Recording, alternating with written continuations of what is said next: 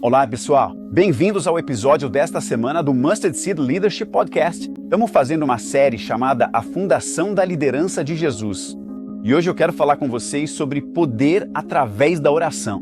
Uma das pedras fundamentais da liderança de Jesus foi que ele construiu sua liderança sobre a oração. Está escrito em Marcos capítulo 1, versículos 23 a 28.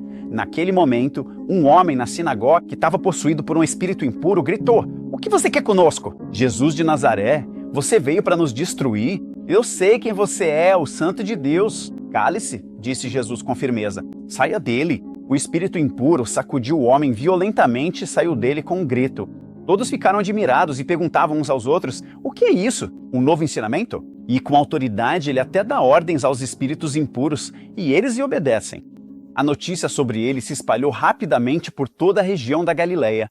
O versículo-chave aí é o versículo 27, onde ele disse: "Ele até dá ordens aos espíritos impuros, e eles lhe obedecem." Agora, o tema da oração e liderança pode parecer uma ligação meio estranha, mas na verdade não é quando se trata de liderança espiritual. Compreender, orar e o poder da oração são fundamentais. E aqui está o motivo: força, autoridade e clareza. Alinhamento, todas essas questões cruciais precisam vir de algum lugar. De onde você tira a sua força? De onde você tira seu senso de alinhamento e propósito? Se você não está recebendo isso de Deus, então você vai tentar tirar isso de si mesmo ou do mundo. É por isso que a nossa oração se torna fundamental. Quanto mais entendemos e quanto mais conseguimos extrair da oração alinhamento e força, mais poderosamente podemos agir. O que diferenciava Jesus como um líder tão incrível era o quanto ele conseguia buscar sua força e direção do Pai no céu. Na verdade, um dos versículos-chave que eu mais gosto em Marcos capítulo 1, versículo 35, diz que bem cedo de manhã, quando ainda estava escuro, Jesus se levantou, saiu de casa e foi para um lugar isolado onde orou. O que me fascina nessa história é que, como lemos em um dos outros episódios, veremos. Isso acontece depois de uma noite de ministério intenso. Bom, ele provavelmente ministrou até tarde da noite, e mesmo assim, bem cedo de manhã, ele já estava de pé enquanto ainda estava escuro, para voltar ao lugar de oração. Agora, o que isso me ensina é o seguinte: às vezes talvez não você, mas com certeza eu. Às vezes a gente acaba sacrificando a oração quando se sente cansado e exausto. Jesus fez o oposto. Quanto mais cansado ele estava, quanto mais exausto, mais ele priorizava a oração, porque ele entendia que ali estava a sua fonte de força e direção. Ele recebia suas ordens do alto, e era isso que lhe dava poder aqui embaixo. Isso é algo absolutamente fundamental. Em João capítulo 12, versículos 49 e 50, Jesus disse: "Porque eu não falei por mim mesmo, mas o Pai que me enviou me ordenou o que dizer e o que falar. Eu sei que o seu mandamento é vida eterna. Portanto, tudo que eu digo é exatamente o que o Pai me mandou dizer." Eu acho isso maravilhoso. O que isso significa é que, quando Jesus estava passando o seu tempo em oração, ele não ficava só falando. Para alguns de nós, achamos que oração é só a gente falando com Deus.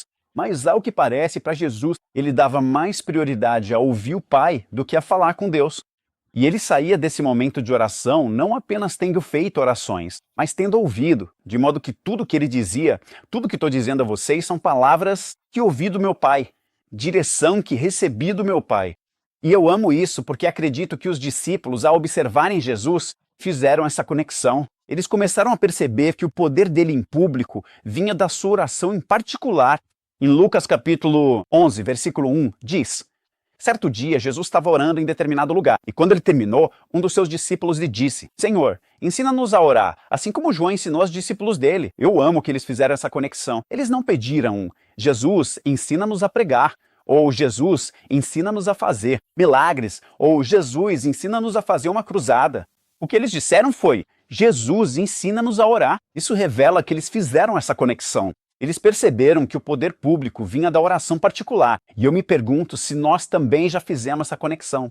Então, em Hebreus capítulo 5, versículo 7, diz que durante os dias da vida de Jesus na terra, ele ofereceu orações e súplica, com clamores fervorosos e lágrimas, àquele que podia salvá-lo da morte. E ele foi ouvido por causa da sua reverente submissão. Isso é fundamental. Às vezes, achamos que oração eficaz é oração longa.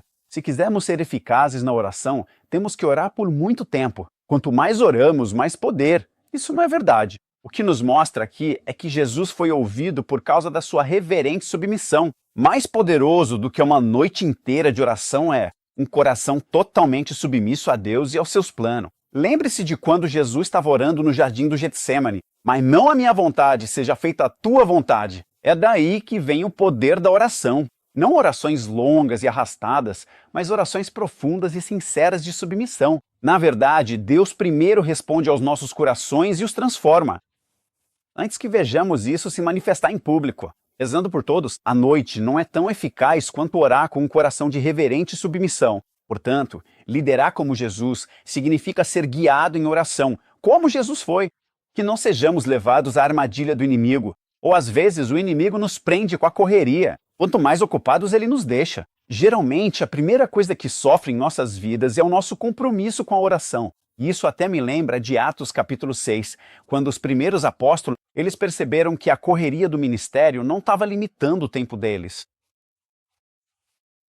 A palavra e o tempo de oração. Por isso eles escolheram aqueles 7 diáconos. E da mesma forma, precisamos fazer um balanço das nossas vidas. O que está nos impedindo de passar mais tempo em oração? Porque é isso que precisamos ajustar. Quero deixar um exemplo de Martinho Lutero para vocês. Essa é uma citação que já usei muitas vezes porque ainda me desafia toda vez. Martinho Lutero disse o seguinte: tenho tanto a fazer hoje, vou precisar passar as primeiras 3 horas em oração. Isso é liderança espiritual. E esse é um líder que entendeu que liderar espiritualmente de forma eficaz e frutífera não depende de quão ocupados estamos, mas de quão frutíferos somos. E frutificação, o poder em público vem da oração em particular. Os discípulos perceberam isso.